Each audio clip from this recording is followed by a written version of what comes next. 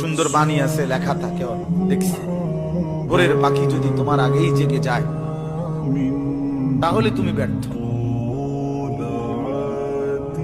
ভোরের পাখি যদি তোমার আগেই উঠে যায় তুমি ব্যর্থ।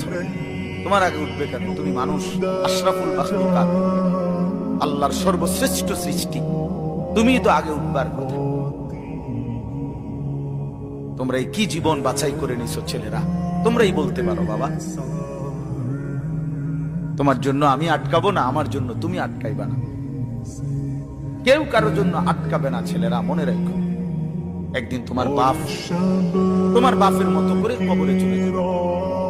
এই যাই দৌড়ঝাঁপ করছে বেচারা কামাই করার, একদিন দেখবা তোমার রাইখা সে চলে গেছে। একদিন তুমিও চলে যাইবা। এই বন্ধু বান্ধব আড্ডা এগুলো সব থেকে দুনিয়ার জায়গায় থাকবে।